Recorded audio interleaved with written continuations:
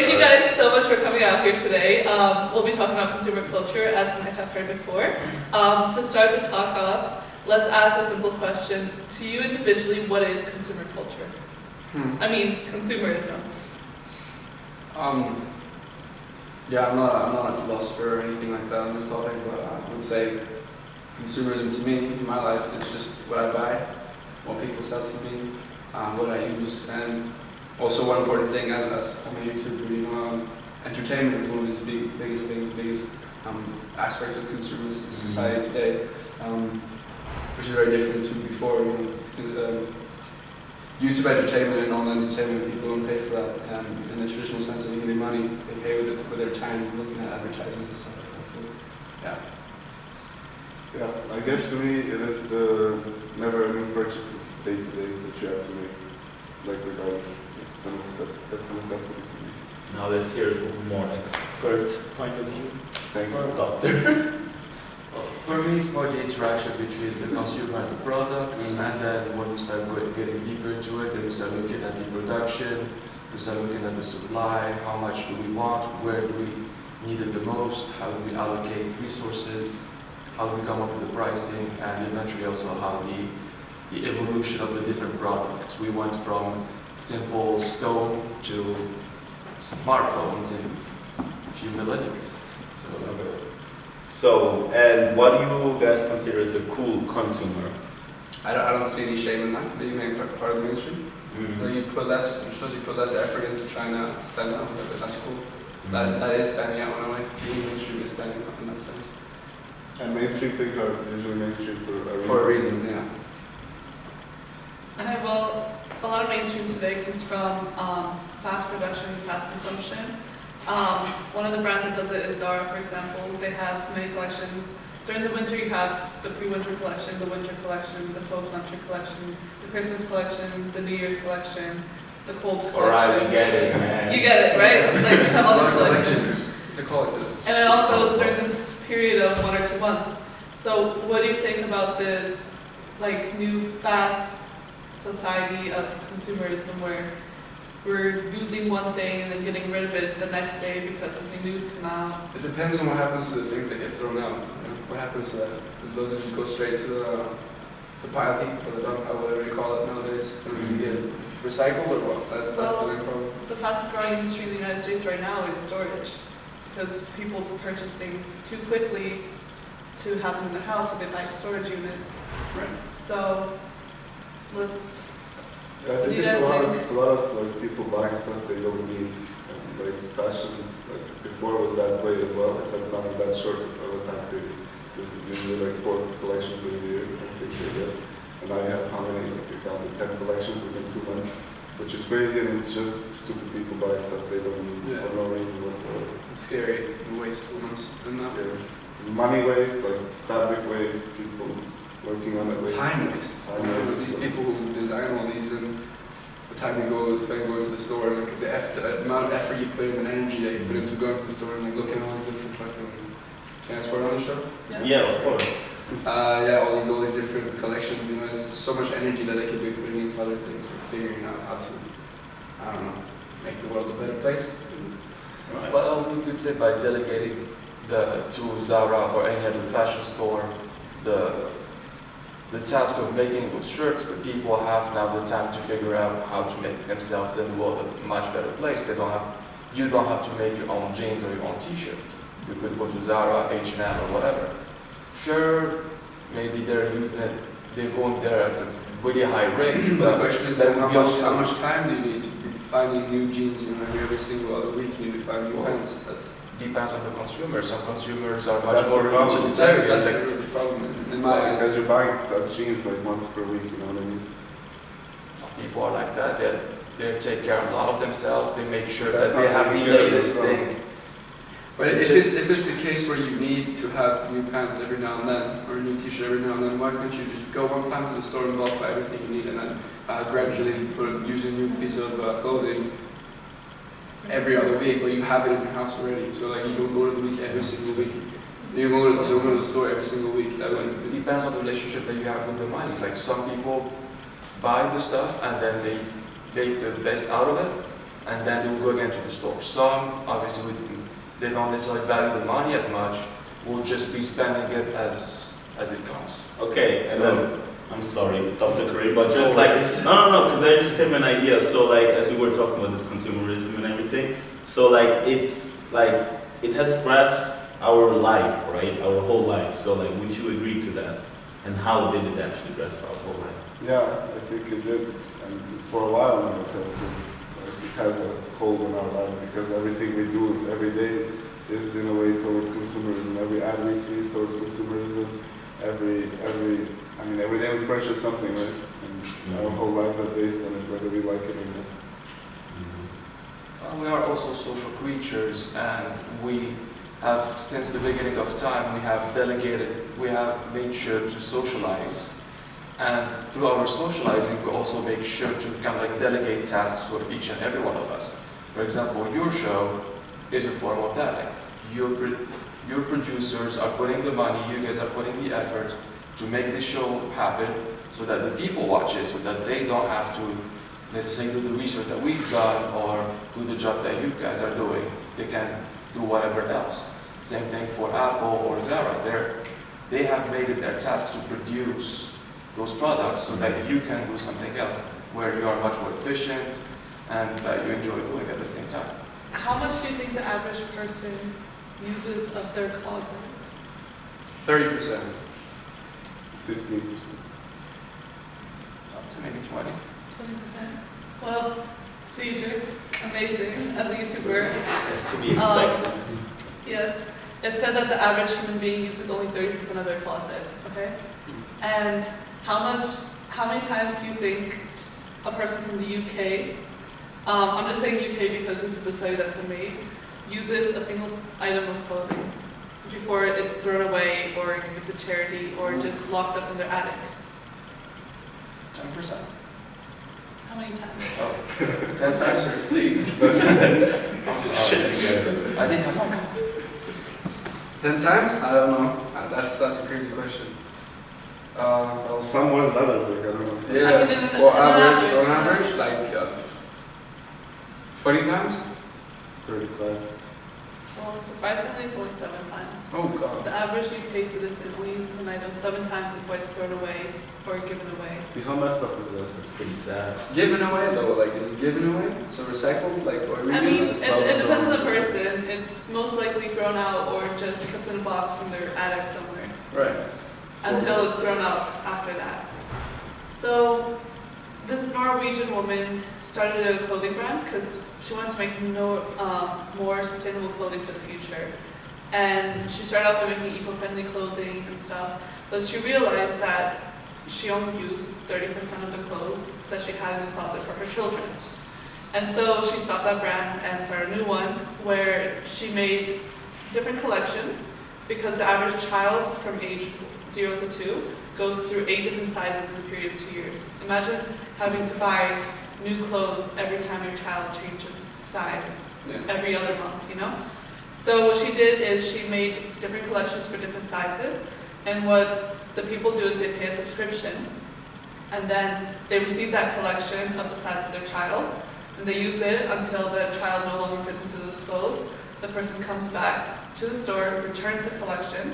She then, with her business partner, look at the clothes, inspect it, sew it up again, wash it professionally, and give it off to another family, another subscriber.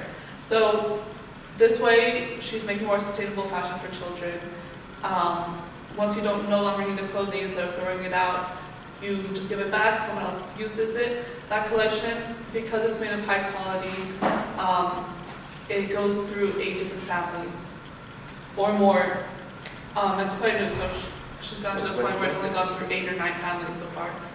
But it's impressive how, one person can make such a difference in the way of sustainability. Now, with our consumerism going so quickly and fast, do you think this would be a way that consumerism could change for the future, or do you not see it working for our generation? Is it like more the thing in the past? Or more in the sense, do you think a special case, like a one-case scenario, or do you think that if brands were to implement this, that it would work, or people would actually buy collections like this? I don't think so, because all brands are profit driven and that will reduce their profit, and as long as the people don't care, which they honestly don't, no matter, I mean, the majority doesn't, so even if you have outliers like that, which is going, like at most 10% of the consumers, like they're not going to change anything, so it's not a thing of the past, it's a thing of the past, it's a thing of the present, and it's a thing of the future, and it will be that way. Yes, but at the same time, she does make more money off a single item of clothes because that single item is sold 8 times. Well, if they find a way to make it profitable, in that scenario, I could see it happening, but I don't think that they can find a way on how. But isn't like always the problem with lending clothes, like theft and stuff, that becomes like a problem with getting it back? It's not In a good condition as well, I'm sure. Like, there's a lot of- Yeah, the conditions have to be just perfect for that kind of business model to work.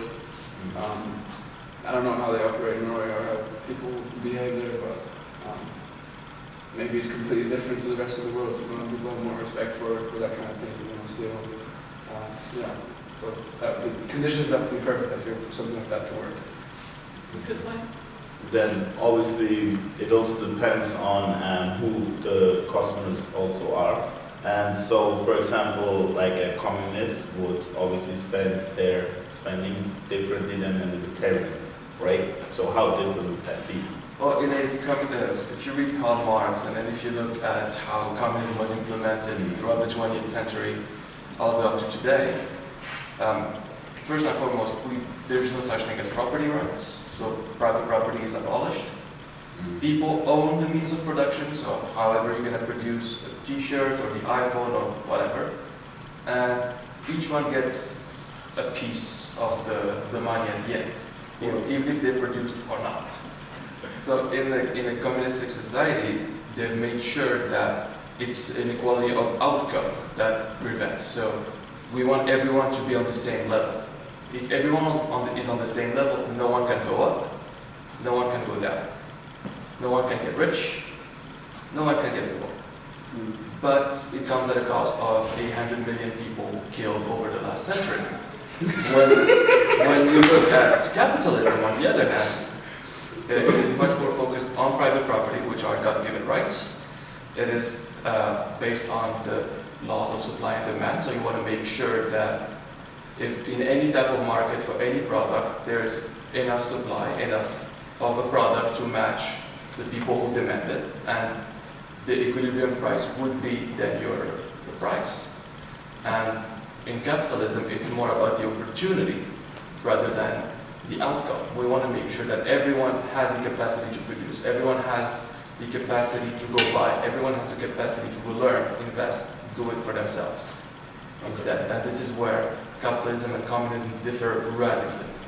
Where would you say that consumerism first started off? Well, we would have to go back to history when our ancestors settled went from being cavemen to creating their own cities in the Middle East, in the area that we call the Fertile Crescent. Why the Fertile Crescent? Because it is an area where also agriculture started. And then we had societies where you would have people working steel, some working the stones, others working the farms, and then you would have like tradesmen or fishermen, depending if you were like near the coast or near like rivers. And from there onward, we started evolving. We had now military so that we could protect those cities.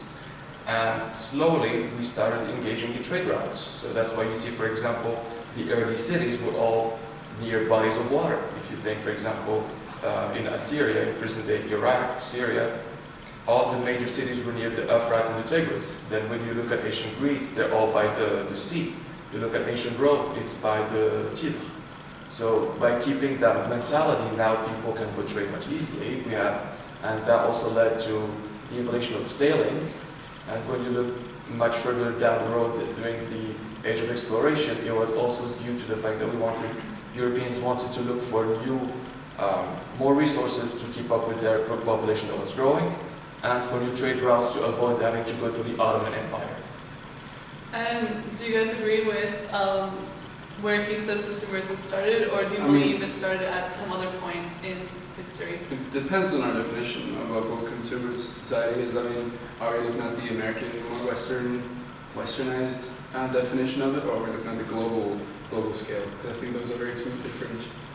Like right now, we're all competing. I feel everyone's competing on the basis of an American society. That's how we're competing with each other. You know, terms like let's reduce consumption and stuff like that you're familiar with.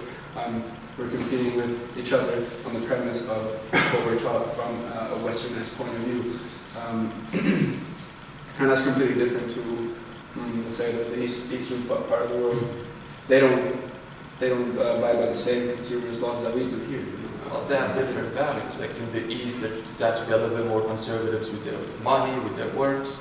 Like that's why when you see like the Asian American populations in the United States, they tend to do much better than any other group. If you look, for example, compared to African Americans or even whites or Latinos. Yeah, so the question is then where did American consumers start? Like where did that kind of ideology come about?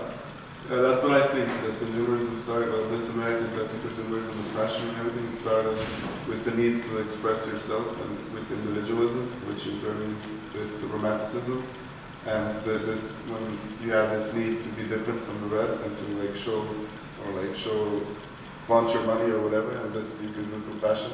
And I think that's what this new way of consumerism started. I don't know when this is exactly, maybe 18th, 19th century. When the world first started to connect, like when normal people first started to realize how many people that they could get in touch with, and how insignificant it was to be in this new world where everyone, like you're surrounded by millions and billions of people, you know, so you have to find new ways to differentiate yourself compared to like before where you just lived in a village of up to 500 people, you know, it's much easier to stand out, like everyone knows you, I'm the baker, you know, and that's who I am. But now in this world where you're surrounded by millions of people everywhere around you, it's kind of scary, you know what I mean? You know, there's no sense of individualism, and that's what consumerism has brought out in us. We still have this individualism because we still make your own choices. Right? To take the baker that you mentioned, like, even in a village of, let's say, 5,000 people, yes, he is the village baker. But if he goes to a city like, let's say, New York, yes, he is a baker amongst many others, but that's also the beauty. Now he can get to compete against all of those bakers to prove that he is the best amongst them. But he how is does that work the in terms most of fashion? efficient. Same thing for fashion. So, Well, he's not competing with anyone. well, in fashion, you're like all the brands are competing between each other. So if you look at Zara and H&M, they have their own competition. If you look at the luxury brands, they also have their own competition. And their goal is to come in and say, okay, we are dominating the market, and the people who consume from us are people who relate to us the most. So if you're someone who relates a lot to the Gucci products or whatever, you're going to tend to buy more from them. And to a certain extent, you're going to stand out like, oh, you are a Gucci user or whatever Well, value. that's the idea, that they stand out, but my point is that there's no more standing out really. Like, even if you follow a certain brand, you're still one of a million people who follow that brand. Yeah, and that's the disillusion, you know, that's what, but people don't say that at first, you know, we look at it and it's an easy scapegoat, like it's an easy way for us, we assume that it's an easy way for us to find an identity. Shallow. Yeah, shallow, it's a disillusioned idea, Well, but think about it. Like your clothing is the first thing that everyone will see out of you. It doesn't matter if you're in the streets or in an interview. So you want to convey a proper image. Obviously, the underlying values that you have are whatever you were brought up with in your home and stuff. So you still can stand out without having to buy into this consumerism. As long as you you're can't all stand about. out, but I'm saying not with clothes. Like, you're not going to stand out wearing clothes. Like, you can stand out in many different ways. If you walk in Fifth Avenue wearing a nice suit, you're gonna stand out. And same thing for a girl. If you're wearing a nice dress, if you will walk stand naked out. down Fifth Avenue, you're also going to stand out. Say what? If you walk down Fifth Avenue naked, you're also going to stand out. Okay, well, again, thank you so much for coming. Any last remarks? No? See you Well- backstage. Alright. But in that case, thank you for coming. We have some interviews we went out on the street to show. So let's just take a quick look at those before we leave and Oh, okay. Enjoy your Okay. style. Okay. Hi class, this is your beloved Yannick. Today we're here in IE University. We're not at the Aqueduct in Segovia. We're right now trying to find some interviewees. I am not gonna specifically ask Anastasia. So we're gonna go around Segovia campus and we're gonna ask about consumerism. So peace out. What's your name? After. After. So I'm gonna ask you some questions about consumerism. All right? Where do you shop for most often? Food, I would say. The thing I buy the most are socks because I always lose them. So What's the question? T-shirts. Yeah, shirts and shorts. I would say food and beer. Food and just food and beer. Yeah. What about clothes? Eh. How important are popular brands to you? Not really that important. I look at mostly at the quality. Like I go there, check out if the quality is good.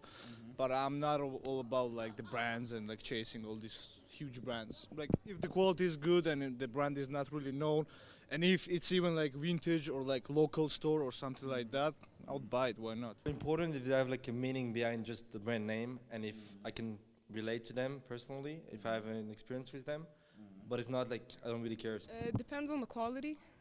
Okay. Yeah, it's not about the Brand. popularity of the brand for me, it's just what I like and what I'm comfortable in. Horrible. Not Why? important, not important whatsoever.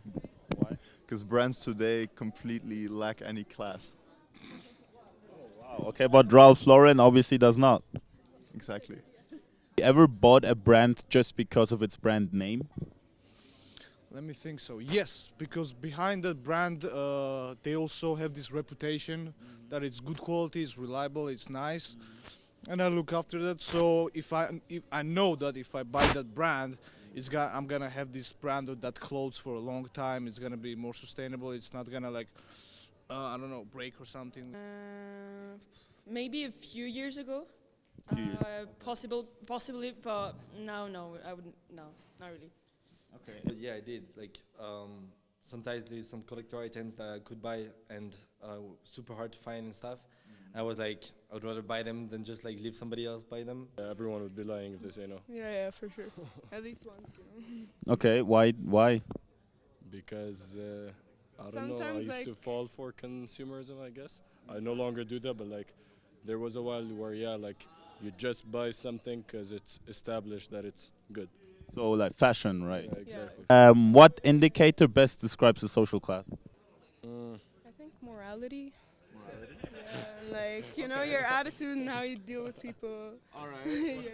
Yeah, I don't know about that. I don't know, it's hard to determine social stat. Like obviously it's easy, like depends on what people are usually like flexing with or flaunting with, like your car, your shoes, your house, whatever. I think that's a big indicator, but it doesn't necessarily mean it's the right indicator. Way you represent yourself, like for example, if you're dressed well as well and you take care of yourself, that means that you have certain discipline in your life. And that also shows what kind of character you have, you know, that you care about yourself, you care how you represent yourself, so that also shows a part.